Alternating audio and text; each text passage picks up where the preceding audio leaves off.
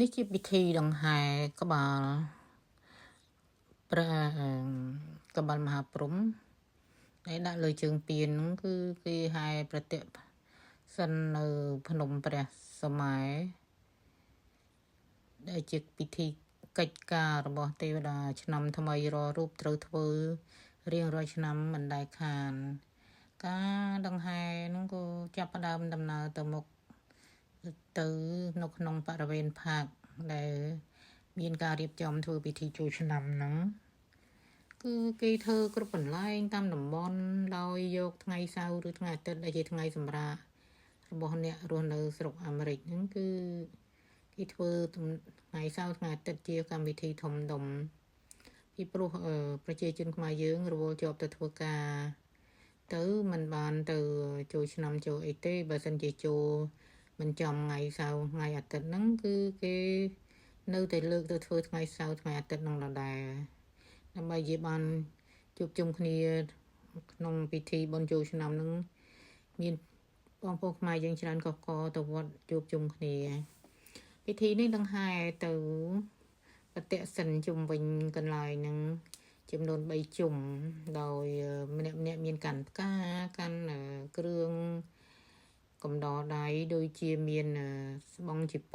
អីដូច្នេះជាដើមកាន់ផ្កាកាន់ទៀនធូបតែមានដបផ្កាផងហើយក៏ដង្ហែ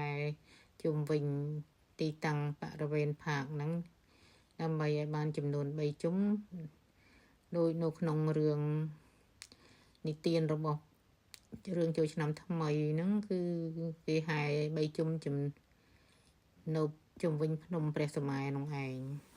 ដោយទីនេះជាទីតាំងផាកមួយគឺកន្លែងសួនកុមារកូនអ្នកដែលមករួមក្នុងពិធីហ្នឹងក៏មកលេងកន្លែងហ្នឹងទៅមានប្រដាប់ប្រដាឲ្យលេងសពគ្រប់ដូចជាយោលតោងឡើងរំអិលស្លាយឬក៏ឡើងជិះកន្ត្រកតូចអីចឹង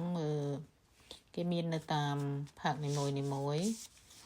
ដែលគេធ្វើឡើងហ្នឹងបរិវេណហ្នឹងធំគួរសមដែរភ្ញៀវអាចចូលបានរាប់រយនាក់ដែរតែកម្មវិធីនេះគេធ្វើម្ដងហើយពីថ្ងៃសៅរ៍ហើយថ្ងៃនេះគឺថ្ងៃអាទិត្យដែលខ្ញុំទៅហ្នឹងគឺជាថ្ងៃអាទិត្យចឹងទៅភ្ញៀវគេមកពីថ្ងៃសៅរ៍អស់ខ្លះម្ដងហើយគេមិនបានជួយមកទៀតទេការហែប្រតិសិននឹងចេះតែហែជាបន្តទៅមុខទៀតគឺមិនតាន់បានមកជុំទេនៅពេលនេះហ្នឹងក៏ធ្វើដំណើរទៅទៀតនោះខាងនោះគឺជាស្បង់ដែលគេចងបាច់រួចហើយសម្រាប់ដាក់អីចឹងទៅមានអ្នកណាចង់ជាវក៏ជាវទៅយកមកកាន់ហើយក៏ប្រគេនព្រះសង្ឃទៅនោះ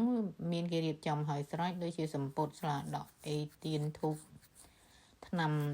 ដុសថ្មិញថ្នាំប៉ែតអីចឹងទៅគេហៅថាបច្ច័យ4គឺមានដាក់ក្នុងហ្នឹងគ្រប់តបមាន